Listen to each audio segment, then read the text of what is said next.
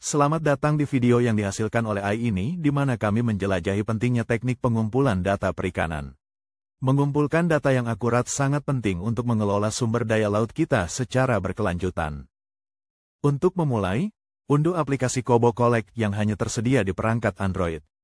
Atur URL server, nama pengguna, dan kata sandi menggunakan server umum, https://kc.tololbox.org. Kami merekomendasikan agar mitra menggunakan nama pengguna dan kata sandi akun Kobo yang dibagikan daripada membuat akun individu untuk setiap pengumpul data.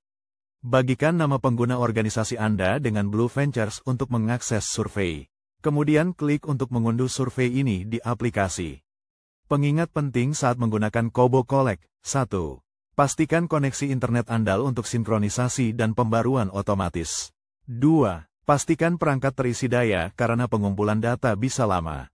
3. Verifikasi penggunaan formulir yang benar untuk konsistensi dan akurasi data. 4. Konfigurasikan pembaruan otomatis di aplikasi melalui pengaturan dan manajemen formulir. Mulai mengumpulkan data dengan formulir survei Kobo Collect dengan memilih Mulai formulir baru di aplikasi. Kemudian, pilih formulir survei yang ingin Anda gunakan. Lengkapi formulir sebaik mungkin. Kemudian finalisasi dan kirim survei setelah selesai. Pengingat penting bahwa ketika nama baru ditambahkan, nama tersebut harus seunik dan sejelas mungkin. Jangan gunakan nama yang sama untuk dua orang yang berbeda. Ketika menambahkan spesies baru dan nama lokal, kami memerlukan foto untuk disertakan.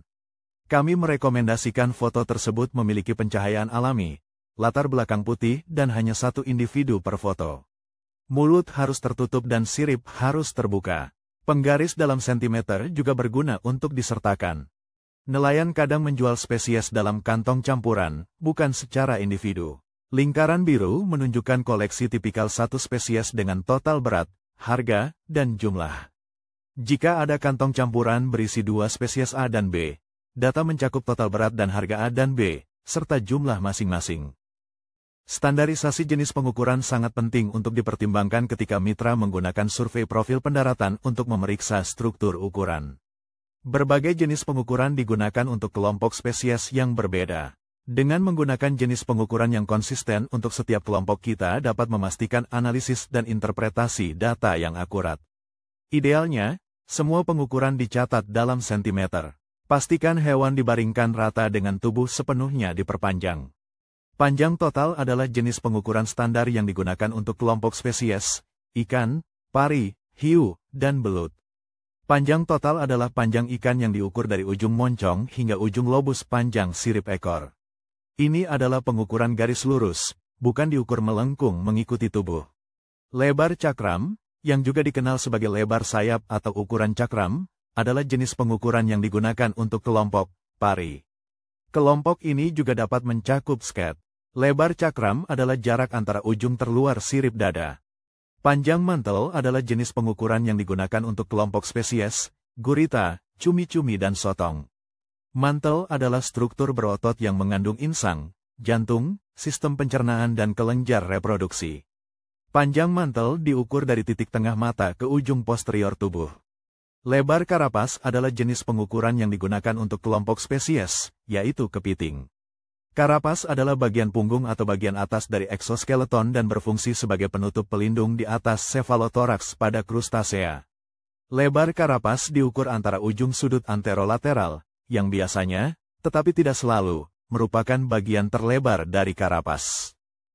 Panjang karapas adalah pengukuran yang digunakan untuk kelompok spesies, udang dan lobster.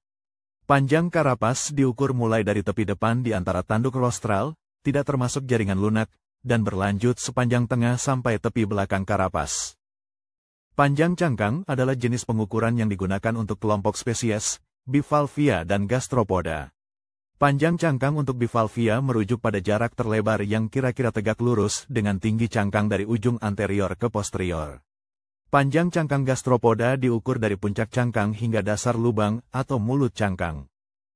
Panjang total digunakan untuk mengukur mentimun laut. Terakhir, lebar atau diameter tes adalah jenis pengukuran yang dianjurkan untuk bulu babi.